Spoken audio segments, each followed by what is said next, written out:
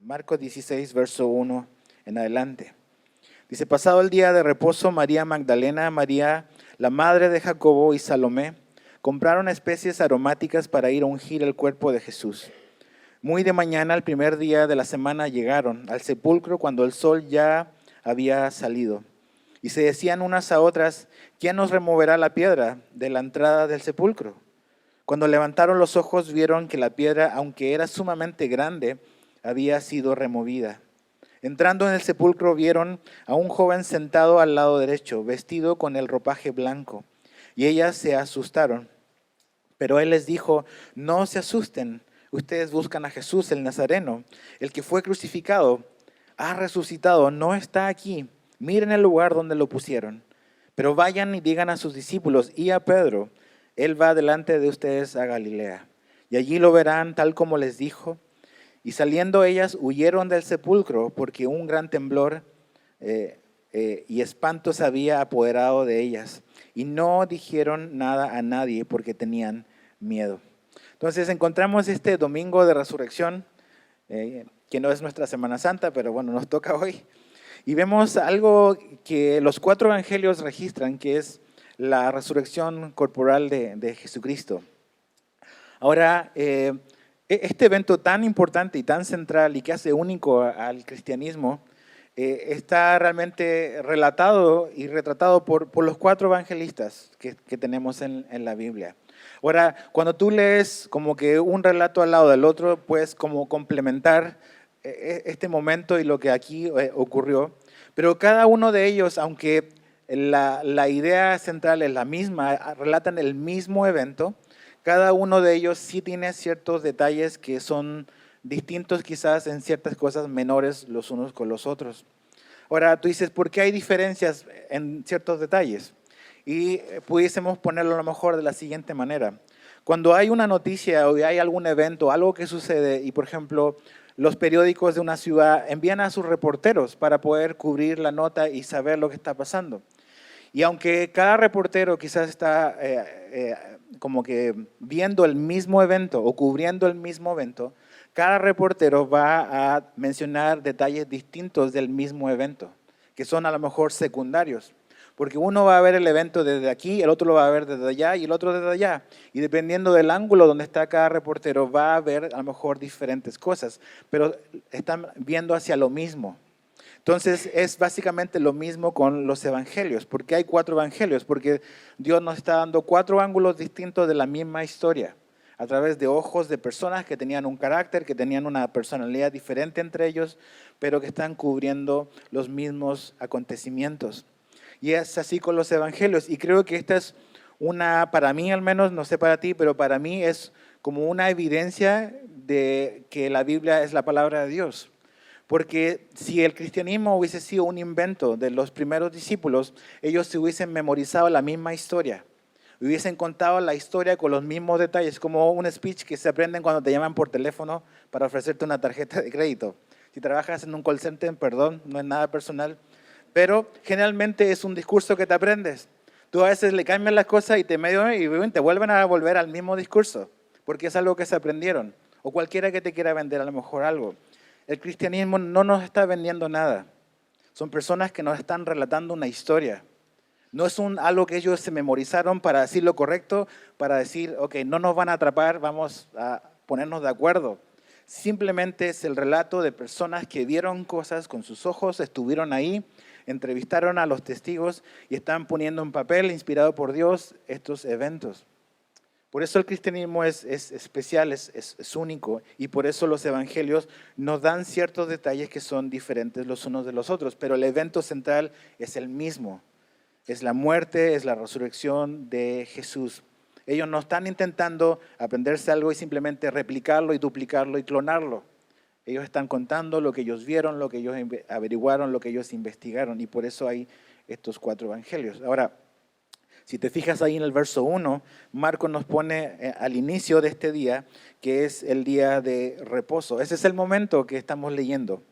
El día de reposo ha concluido, el día de reposo es el sábado, el día de reposo comenzaba para los judíos el viernes en la noche, cuando se ponía el sol, comenzaba el día de reposo.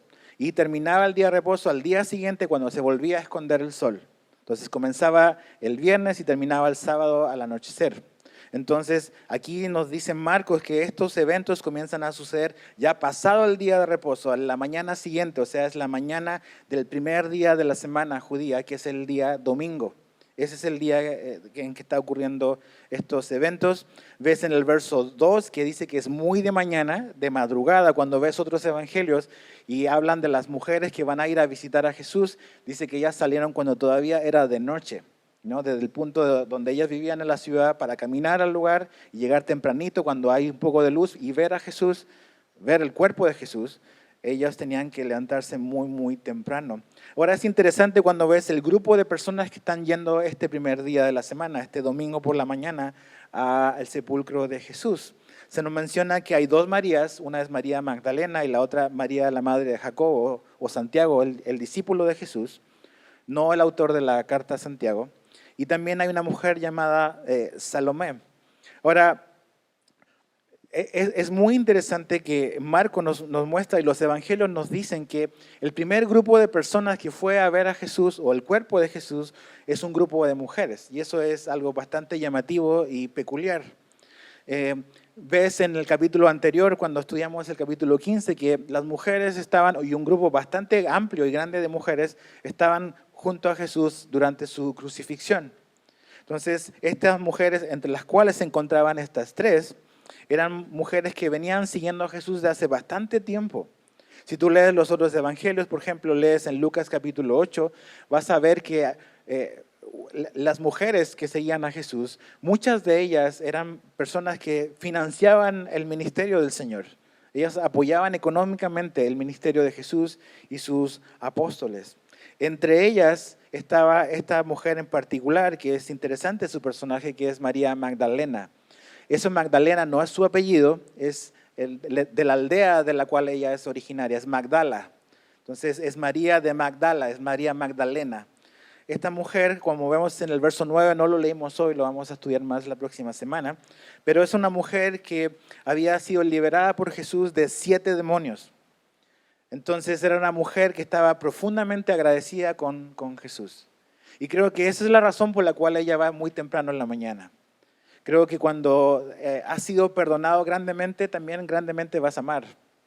Y creo que eso es lo que María y estas mujeres están demostrando al ir y tener y tomar cuidado del cuerpo de Jesús. Y creo que eso es importante entender. O sea, ¿por qué nosotros amamos al Señor? ¿Por qué tenemos expresiones de amor hacia Jesús? Y es básicamente porque hemos sido amados por Él primero. La Biblia nos dice que Dios nos amó primero, por eso nosotros le amamos de vuelta. Y era lo que estas mujeres estaban demostrando de una manera práctica, de una manera real. Estaban demostrando su amor por Jesús en ir y tomar y tener cuidado y darle las atenciones que su cuerpo necesitaba después de haber sido sepultado ahí. Es muy interesante María Magdalena, cómo su vida fue cambiada por Jesús. Una mujer que estaba completamente perdida, sin ninguna esperanza de que nadie la ayudara. Jesús llegó a su vida y la cambió para siempre. Y aquí vemos una expresión de amor, de devoción y de gratitud. Ahora, si te fijas en los primeros versos, Marcos también nos dice cuál es el propósito con el cual o por el cual ellas están yendo temprano en la mañana. Marcos nos dice que ellos van ahí en el verso 1 a básicamente ungir el cuerpo del Señor, ungir el cuerpo de Jesús. ¿Y qué era lo que básicamente eso significaba? Ellas llevaban unas especies que servían para un poco como contrarrestar los efectos de la putrefacción de un cuerpo, de un cadáver. Esa es la razón por la cual ellas van a poner estas especies aromáticas para que el lugar no huela feo, porque básicamente todo cuerpo empieza a descomponerse. Y ellas tenían como que esta costumbre de tener cuidado del cadáver de la persona que había fallecido. Ahora, eso nos habla algo, nos comunica algo.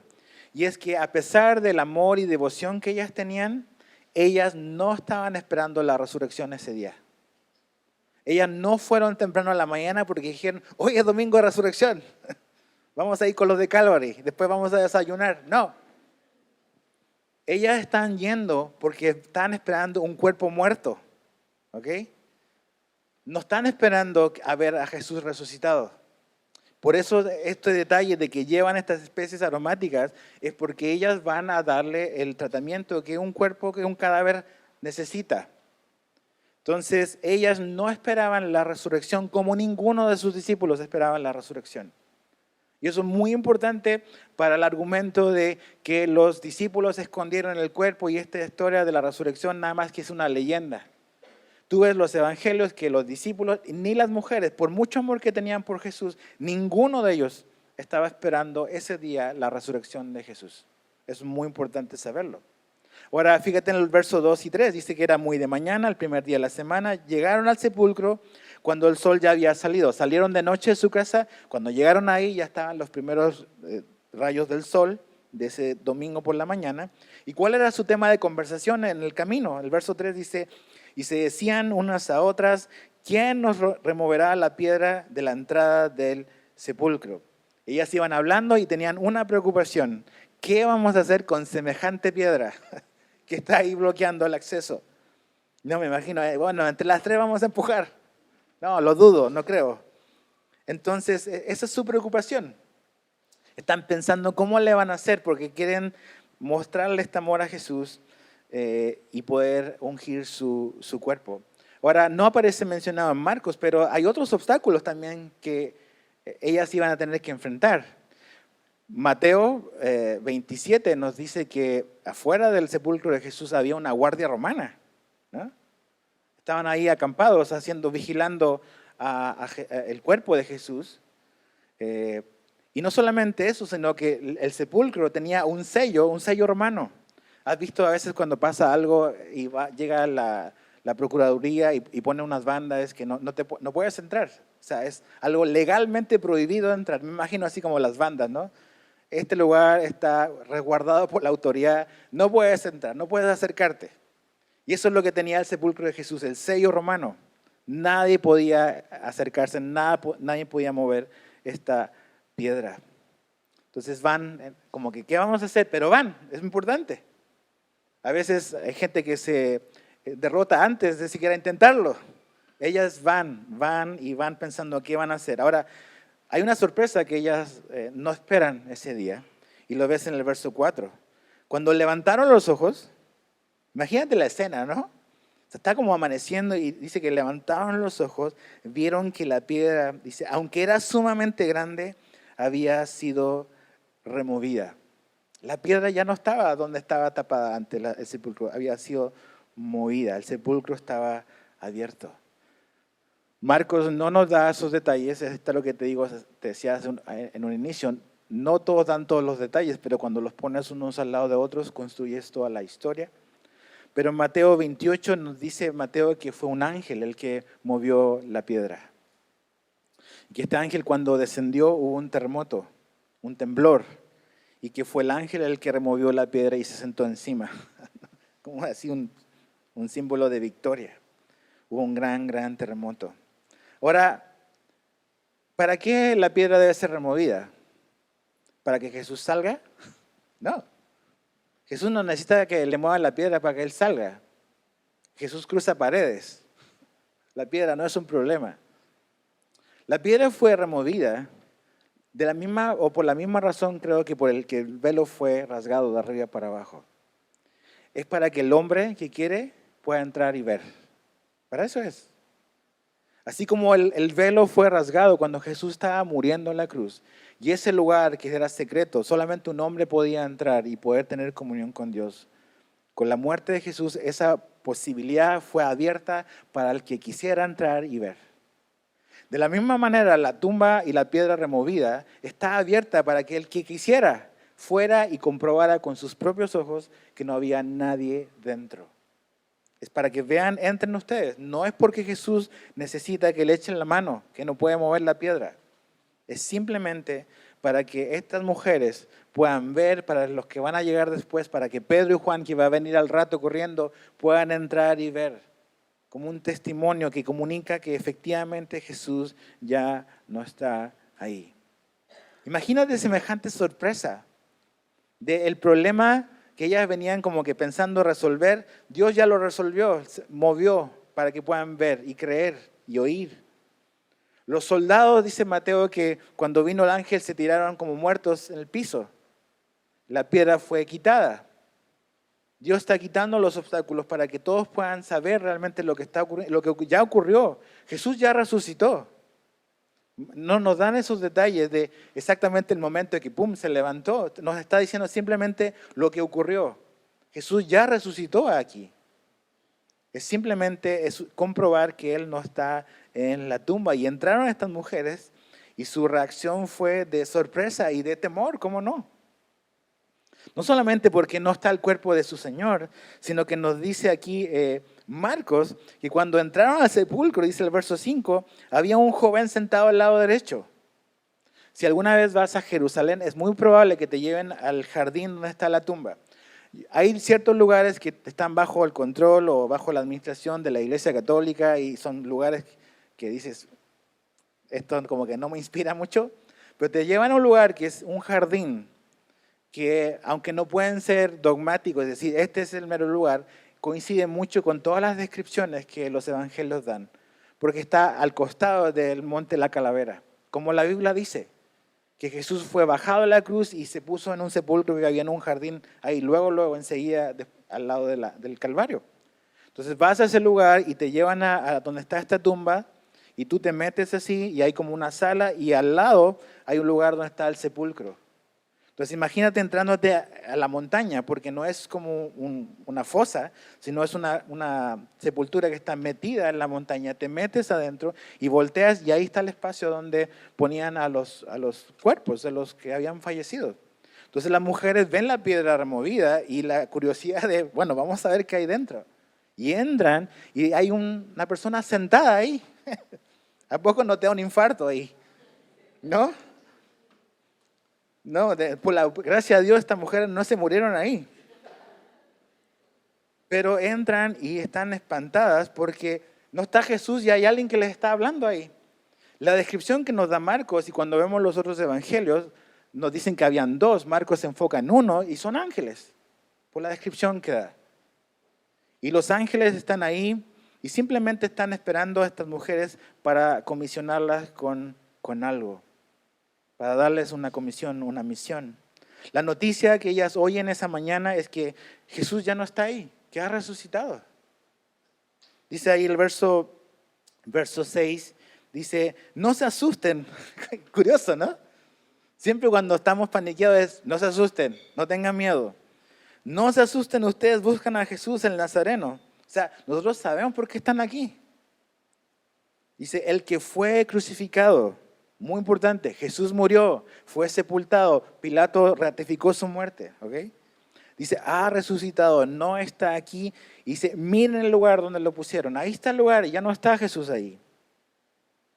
Dice, pero vayan, digan a sus discípulos y a Pedro, él va delante de ustedes a Galilea.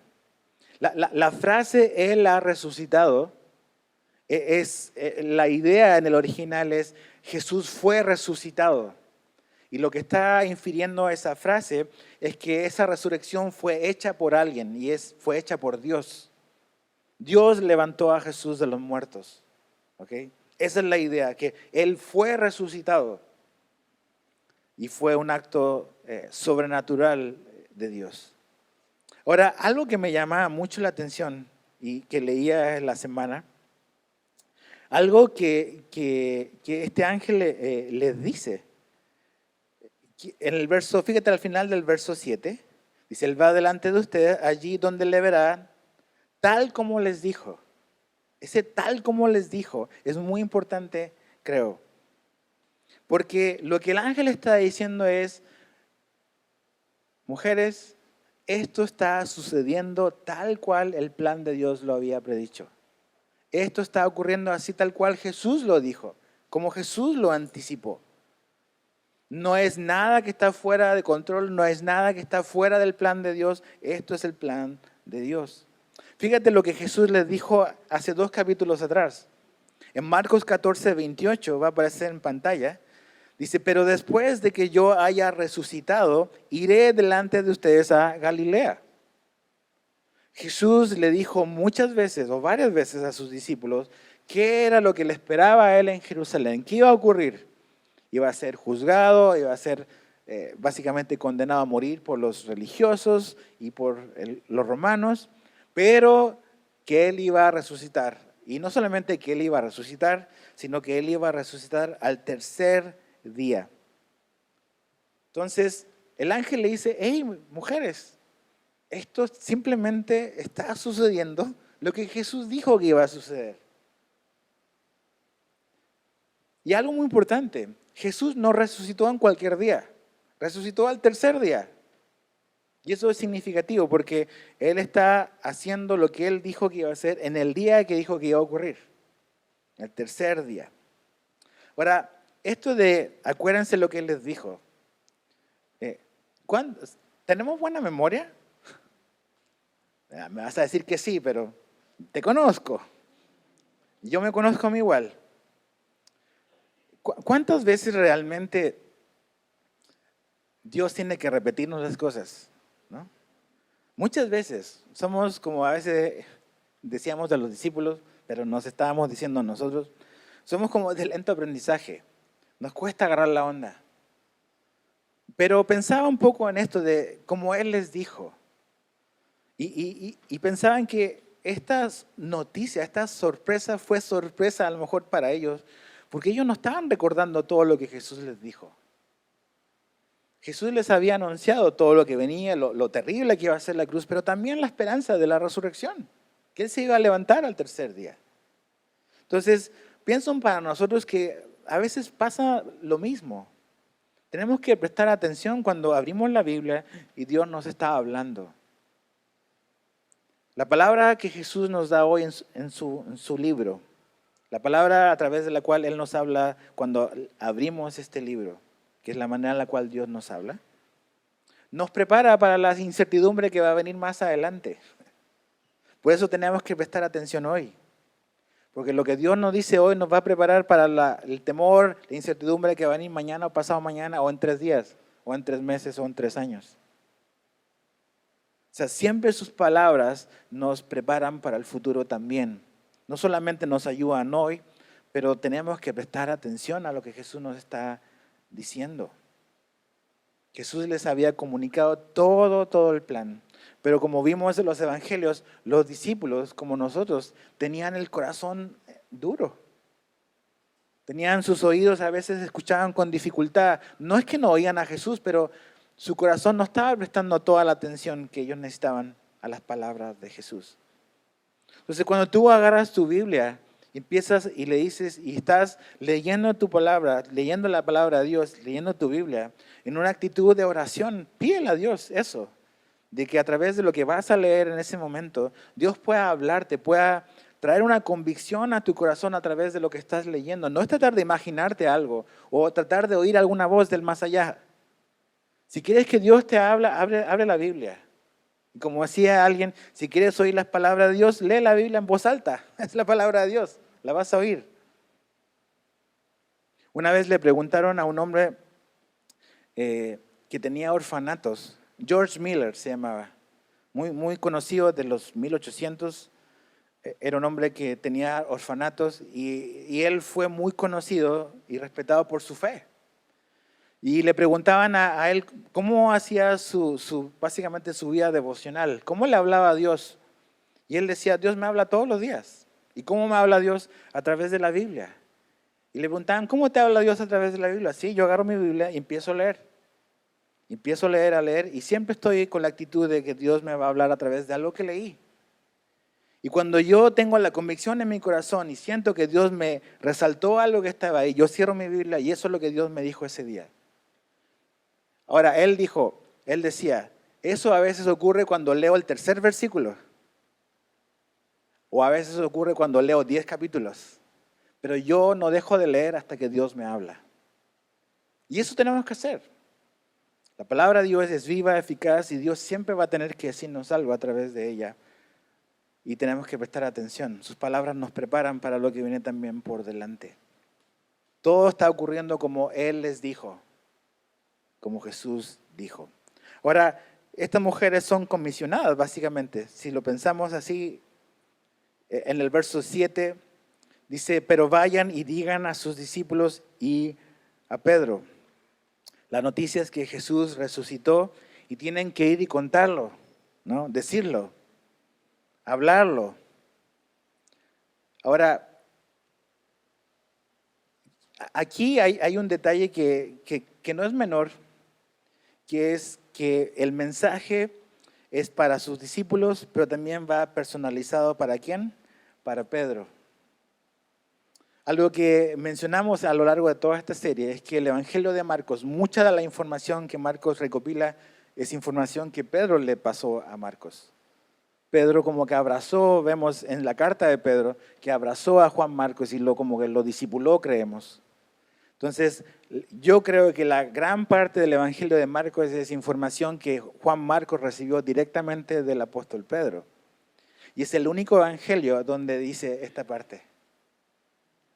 Es algo que Pedro nunca se olvidó, que el mensaje que él oyó esa semana o ese domingo era para todos, pero también para él personalmente. ¿Y por qué creo que necesitaba ser personalizado? Porque Pedro había fallado miserablemente y grandemente a Jesús. Me imagino, trato de imaginarme la culpabilidad de Pedro, ese fin de semana espantoso para él, de lo último, o la última interacción que él tuvo con su maestro fue mirándolo a los ojos y maldiciendo que no lo conocía. Entonces esa mañana la noticia no solamente fue que sus discípulos necesitaban oír que Jesús había resucitado, sino que también Pedro necesitaba oír que Jesús había resucitado. A pesar de su triple negación, Pedro seguía siendo un discípulo para Jesús. El mensaje es, dile a los discípulos y a Pedro. O sea, Pedro sigue siendo ante los ojos de Jesús su discípulo, a pesar de su triple negación. Y eso nos da esperanza a nosotros. Creo que algo importante que podemos como que aprender de aquí es que la resurrección son buenas noticias para los que le hemos fallado a Jesús. Los que no hemos vivido a lo mejor de acuerdo al estándar que implica el ser un discípulo de Jesús. Creo que la resurrección nos habla de una nueva oportunidad, como la recibió Pedro, como cualquiera que viene a Él y viene a Jesús humildemente puede recibir otra oportunidad. La resurrección son buenas noticias para todos los que han fallado, como Pedro falló. ¿Le has fallado a Jesús? ¿No has vivido de acuerdo al estándar que se esperaba de ti a lo mejor? No hemos sido 100% congruentes, no solamente no hemos sido congruentes, hemos fallado y nos hemos mostrado por lo que somos, por las falencias y las grietas que tiene nuestro carácter y nuestro corazón. Bueno, ese domingo de mañana fueron buenas noticias para Pedro, porque Jesús lo sigue considerando su discípulo, lo sigue considerando parte del grupo. También hay lugar para gente que ha fallado como Pedro. Y hay lugar en la iglesia para gente que ha fallado como nosotros. Este no es un lugar de gente que vive vidas perfectas. Es un lugar donde la gente que ha fallado y lo sabe, está aquí y ha aceptado la gracia y el perdón de Dios. No es un lugar donde venimos para considerarnos y vernos como superiores a los demás y mirarnos así del hombro para abajo. Porque realmente, si lo piensas bien, todos los apóstoles fallaron. Pedro está en buena compañía. Todos fallaron, como todos fallamos. Pero la resurrección son buenas noticias. Ahora, algo importante que vale la pena destacar aquí es que este mensaje de la buena noticia de la resurrección de Jesús, los ángeles se la dan a un grupo de mujeres. No se la da a un grupo de hombres. Es muy importante entender que en el primer siglo y durante gran parte de la historia, y sobre todo en el contexto judío, la opinión de una mujer y el testimonio de una mujer no tenía ningún valor legal, realmente. No tenía ningún peso, no tenía ninguna validez legal en ningún tribunal. Es muy distinta la situación a cómo vivimos ahora, a cómo las mujeres vivían en esa época. Entonces, el testimonio de una mujer no era digno de confianza en el primer siglo. No era digno de confianza. Entonces, si la resurrección es un invento, o una historia que los discípulos inventaron y crearon para como que medio darle valor a su causa, ellos nunca hubiesen elegido a las primeras testigos de la noticia de la resurrección a un grupo de mujeres, porque eso hubiese debilitado su caso, hubiese debilitado los argumentos de creer y hacer como que plausible la teoría de la resurrección. Pero no es una teoría, no es una leyenda. Simplemente ellos están poniendo las cosas como ocurrieron porque eso es lo que ocurrió. Ellos no están pensando en armar una historia, en armar una leyenda, hacerla creíble y como que comunicar una mentira o un error. Y tratar de elegir los mejores argumentos para que nadie pueda nunca debatir que Jesús realmente resucitó. No, ellos están simplemente relatando las cosas tal como ocurrieron. Y el primer grupo de personas que saben la noticia de que Jesús ha resucitado son personas que tienen cero valor legal de su testimonio. ¿Cómo son las ironías? ¿Y cómo Dios piensa y ve las cosas? Esto simplemente está ocurriendo. Si los apóstoles hubiesen creado una historia, una leyenda sobre esto, ellos se hubiesen puesto a ellos como primeros. No, yo Pedro, yo vi a Jesús, fui el primero, antes que Juan. Ya me imagino la pelea entre ellos, ¿no? Pero no fue así. De hecho, los evangelios, ellos mismos se retratan a sí mismos llenos de miedo, escondidos en un aposento por miedo a las autoridades. Eso nos habla de que la Biblia es un libro de Dios, no es un libro de hombre. Generalmente cuando tú cuentas tu versión de tu historia, yo la mía, siempre yo me favorezco a mí mismo. No me voy a presentar a mí con fallas de carácter y siempre los demás son los peores, pero yo no. Entonces ves a cómo el Nuevo Testamento nos muestra a este grupo de hombres que van a ser los encargados de llevar el Evangelio y los ves así, con fallas de carácter. Donde vino el apretón, fallaron miserablemente. Los primeros que están ahí no son ellos, son un grupo de mujeres. Ellos están escondidos. ¿Por qué sucedió así? Porque ese es el relato de la historia. Ese es el evento histórico que está ocurriendo efectivamente esa mañana. Las mujeres son comisionadas con esta buena noticia. Y si ves la historia del cristianismo, te vas a dar cuenta de algo que solo el cristianismo logró. Y para eso necesitas estudiar la historia. Y es que es el cristianismo, es Cristo que le dio dignidad a la mujer. Ninguna otra religión, ningún otro sistema de fe dignificó a la mujer. Solo Jesús y solo el cristianismo. Entonces ahí están. Vayan y cuéntenle. Díganle a todos los discípulos, incluido a Pedro. Ahora, verso 8 dice, saliendo ellas huyeron del sepulcro. Me imagino a las mujeres corriendo, gritando, ¡ah! No, eso se lo pongo yo. Con espanto. Y no decían nada. Están como que en shock, procesando la noticia. Llegan y de primera no pueden hablar. Es lo que está sucediendo. No están comunicando el mensaje fielmente como el ángel le dijo. Tienen que ir y decir, claro, después lo hicieron. Pero al inicio están choqueadas. Como lo estábamos nosotros. Tratando de procesar todo lo que está sucediendo. Ahora, del verso 9 lo vamos a terminar la próxima semana, pero quiero hablar sobre por qué la resurrección es importante. ¿Qué tiene que ver conmigo? ¿Qué tiene que ver contigo? A veces pensamos que solo la cruz es importante, pero no tanto la resurrección. Ambas cosas son importantes, pero ¿qué nos dice Dios en la Biblia sobre la importancia y la relación que tiene con nosotros, con cada discípulo, con cada creyente? La resurrección de Jesús es importante porque, número uno, autentifica la identidad de Jesús. Autentifica la identidad de Jesús. ¿A qué me refiero con eso? Pablo escribe a los Romanos, Romanos 1:4. Va a aparecer ahí en la pantalla si quieres verlo. Dice, y que fue declarado Hijo de Dios con un acto de poder, conforme al Espíritu de Santidad, por la resurrección de entre los muertos, nuestro Señor Jesucristo. No es que la resurrección hizo que Jesús sea Dios. Lo que la resurrección demostró y lo que el Padre demostró a través de la resurrección es que Jesús efectivamente era quien Él dijo ser.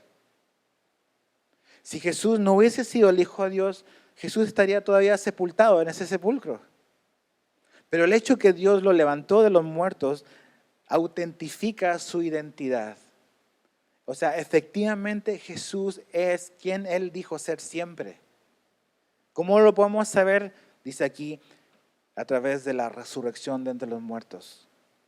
Entonces, número 1, la resurrección autentifica la identidad de Jesús. Número 2, la resurrección identifica a Jesús como el Mesías.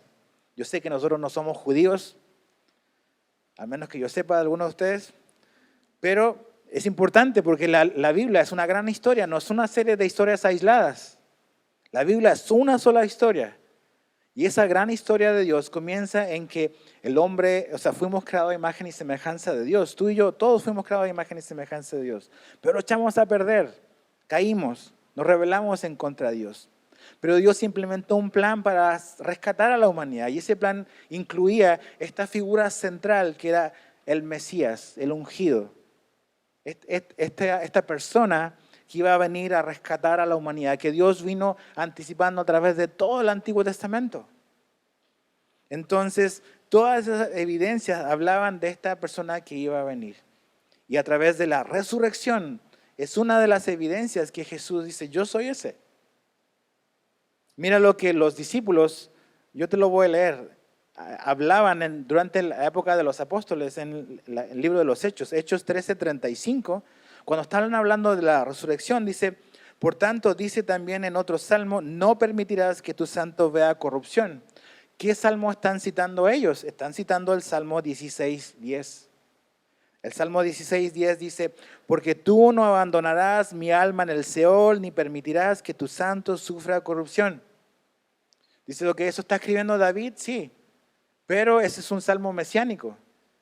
Y la Biblia nos da esa interpretación, porque los discípulos usaban ese salmo, el Salmo 16:10, para decir, ese que está hablando, realmente está hablando Cristo ahí. No vas a dejar que mi cuerpo vea corrupción, o sea, no me voy a quedar sepultado, mi cuerpo no se va a descomponer, me voy a levantar de los muertos. Y esa es una evidencia de que Jesús es el Mesías prometido en el Antiguo Testamento, no es cualquier hombre. Tercero, la resurrección nos provee de un intercesor o un intermediario, como quieras llamarle, para siempre. La resurrección nos provee de un intercesor para siempre. Mira lo que Pablo escribió a los romanos en Romanos 8:34. ¿Quién es el que condena? Cristo Jesús es el que murió. Sí, más aún el que resucitó, el que además está a la diestra de Dios, el que también intercede por nosotros. El que Él haya resucitado, el que Él se haya levantado de los muertos, nos recuerda eso, de que su propósito y una de las cosas que está haciendo Jesús ahora mismo es que Él está intercediendo por ti y por mí ante el Padre. Tenemos al mejor abogado defensor y necesitamos un abogado defensor. Porque hay un acusador. Y el acusador, la Biblia dice que es Satanás. Y tiene bastantes cosas de las cuales agarrarse de mí hoy y acusarme. Pero cada vez que el acusador va y te va a acusar delante del Padre, el abogado dice, yo ya pagué por eso. Y está siempre, siempre intercediendo por ti y por mí. Por todos los que hemos creído en Él. Necesitamos un intercesor. Hebreos 7:25 es la misma idea, por lo cual Él también es poderoso para salvar para siempre a los que por medio de Él se acercan a Dios, puesto que vive perpetuamente, fíjate, perpetuamente, para interceder por ellos. Esa es una de las cosas, de los beneficios para nosotros de la resurrección, que Jesús se levantó y está a la diestra de su Padre, y está hablando cosas favorables sobre ti. Piensa en eso. El que habla mal delante de ti o delante de Dios de ti no es Jesús. No dice, no puede ser al que elegimos, Padre. Mira lo que hizo. No, ese lo hace Satanás, no Jesús. Él intercede. ¿Qué tiene que ver conmigo y contigo la resurrección? Algo muy importante. Nos da esperanza ante la muerte. Nos da esperanza ante la muerte. Pedro, ya un hombre mayor y anciano, escribe en 1 de Pedro, verso 1 al 3, bendito sea el Dios y Padre de nuestro Señor Jesucristo, quien según su gran misericordia nos ha hecho nacer de nuevo a una esperanza viva. ¿Mediante qué? Mediante la resurrección de Jesucristo de entre los muertos. Nuestra esperanza, la esperanza de cada creyente en Jesús, no es una esperanza que se termina en el sepulcro. No es una esperanza que acaba con nuestra muerte física.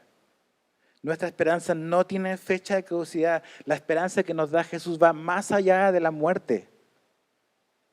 Tenemos esperanza de la vida eterna.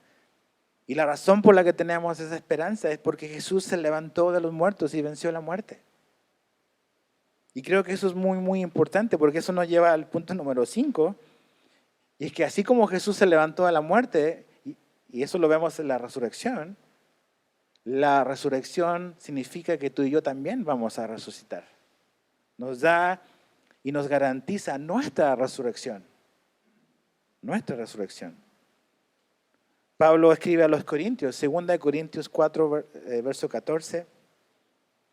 Sabiendo que aquel que resucitó al Señor Jesús, a nosotros también nos resucitará con Jesús y nos presentará junto con ustedes. 2 Corintios 4, 14.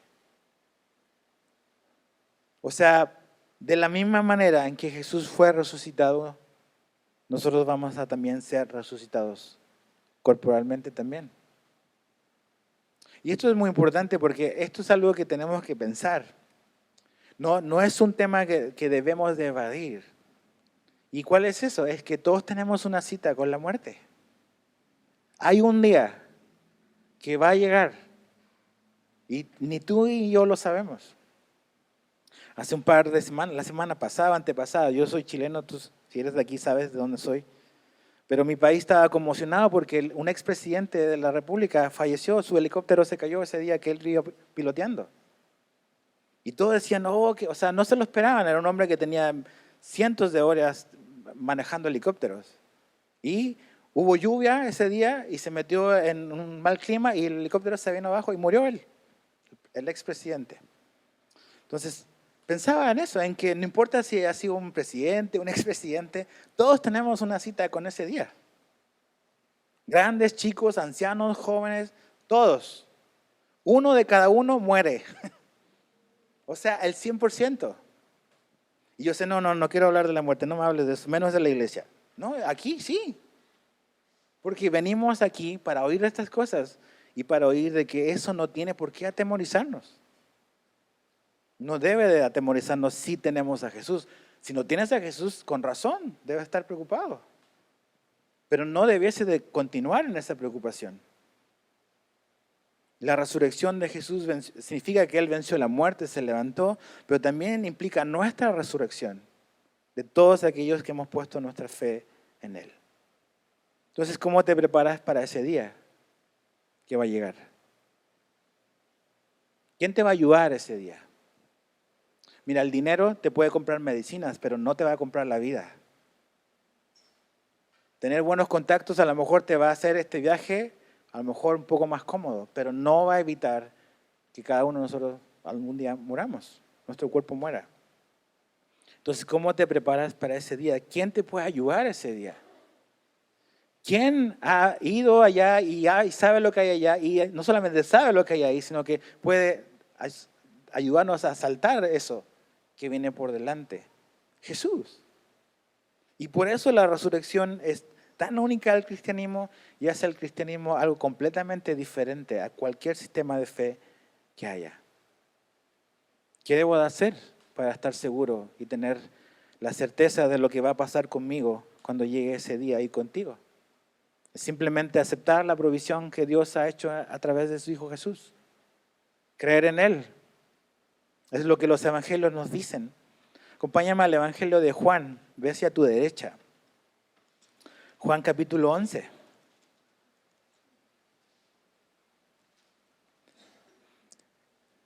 Juan capítulo 11 es un par de días nada más antes, una semana quizás, o muy poco tiempo antes de la entrada de Jesús a Jerusalén, la última. Lázaro, su amigo, ha muerto y Jesús va a ver a la familia que está lamentando la partida de Lázaro. Pero fíjate ahí, vamos a leer versos 25 y 26. Estas son las palabras de Jesús a una familia que está de duelo. Jesús les contestó: yo soy la resurrección y la vida. El que cree en mí, aunque muera, vivirá. Piensa en eso. El que cree en mí, aunque muera, vivirá. O sea, la muerte física que va a ocurrir, porque eso es lo que Jesús está infiriendo ahí. Vamos a morir físicamente, pero no tenemos por qué morir eternamente, espiritualmente. El que cree en mí, aunque muera, vivirá. Y todo el que vive y cree en mí, no morirá jamás. Jesús no está diciendo que vamos a ser inmortales ahora, físicamente. Cuando está hablando de que no morirá jamás, está hablando de esa muerte espiritual eterna. Un día sí vamos a morir físicamente, pero no tenemos por qué morir espiritualmente. Estar desconectados de Dios por la eternidad, separados de Dios por la eternidad. ¿Qué tiene que ocurrir? Tenemos que creer en Jesús. O sea, poner nuestra confianza en Él como nuestro Salvador. Vea al final del del Evangelio de Juan, Juan capítulo 20. Verso 30. Juan capítulo 20, verso 30. Aquí está el propósito de Juan. ¿Por qué escribió el Evangelio de Jesús?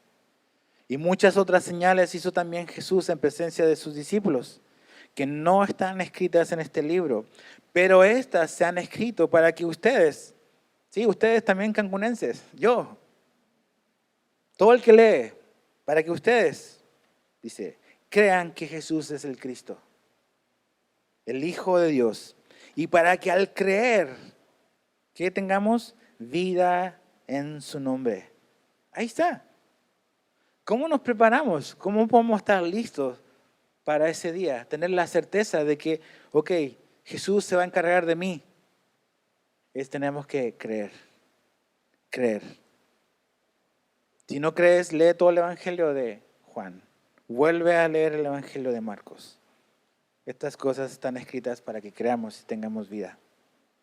Quiero terminar leyéndote Juan 5, 24. Jesús dijo: en verdad les digo, el que oye mi palabra y cree, dice, y cree al que me envió, tiene vida eterna y no viene a condenación, sino que ha pasado de muerte a vida. Lee esas palabras y que calen profundo en tu corazón. ¿Quién tiene vida eterna? El que cree, el que ha puesto su confianza en Jesús como ese sustituto, como el que vivió esa vida perfecta que no podíamos vivir. El que murió por nuestra deuda, el que murió para pagar por nuestros pecados. Ese, cuando ponemos nuestra fe en Él, la Biblia nos dice que al hacer eso tenemos la confianza y la seguridad de salvación y la seguridad de una resurrección, la seguridad de una vida eterna. Entonces, ahí está, Jesús se levantó, familia, y por eso tenemos esperanza. No seguimos a un Dios que está muerto. Seguimos a Jesús que está vivo.